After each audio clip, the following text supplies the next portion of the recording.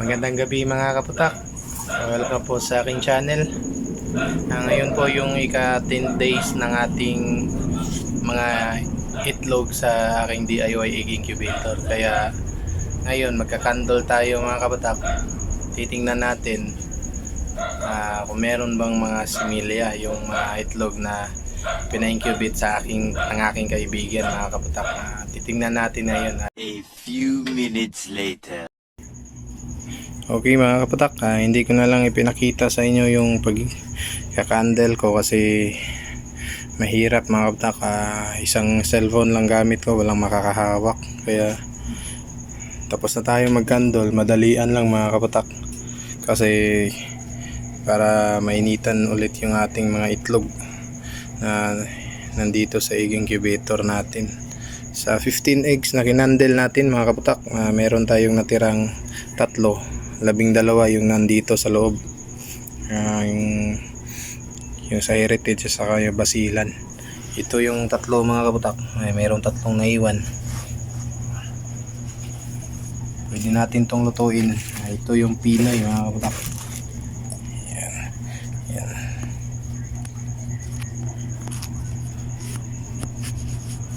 Walang similya mga kaputak. Yan, walang similya yan.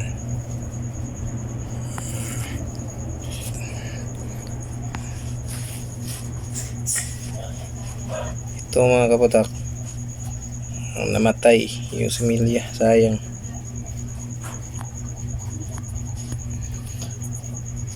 Ito naman mga kapatak, sayang yung similya, namatay. Yan.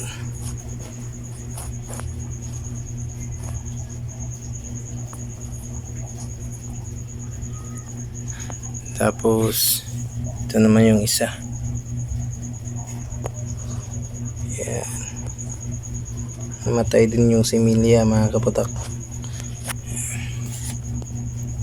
Yan.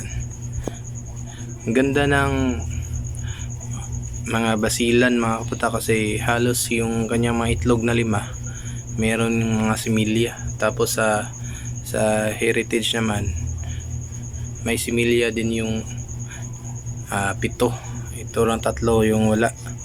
Kaya maganda talaga itong basilan na paramihin mga kaputak kasi fertile na fertile yung mga itlog nila. Tingnan na lang natin mga kaputak nung kahinatnan, kung makapapisa ba tayo ng mga sisiw ngayon kasi basilan yung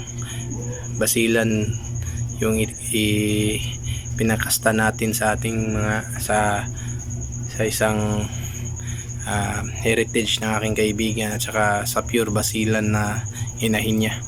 Meron kasing pure basilan at saka pure roaster na basilan. Yeah. Ang ganda ng basilan mga kapatak mo. Yun lang mga kapatak. Tapos na tayo. Yan. Yan mga kapatak ko. Nilagay na natin dyan sa loob yung 12. Yan. Sana makapisa sila ng maayos dyan. Yan. Yan, 37.6 yung kanyang init. Mag-off siya ng 37.8 naman mga kaputak. Tsaka mag-on naman ito ng 37.0. Yan. Yan. Matay ulit yung ilaw mga kaputak. Tapos maglo-low temperature na naman siya. Babalik siya sa 37.0. Tsaka iilaw na ulit siya doon.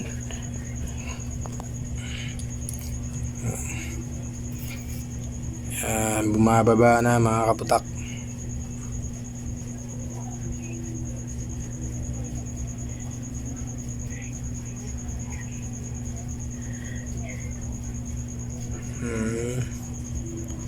Bumaba na.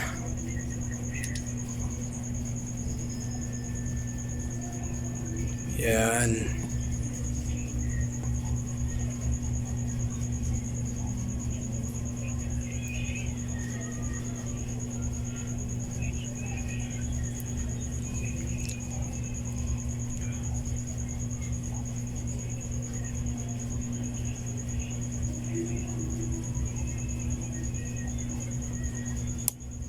Yun. Mag-open ulit siya ng ilaw. Ayan. Yun lang mga kapatak. Happy farming po sa lahat. God bless you all. Magandang gabi po.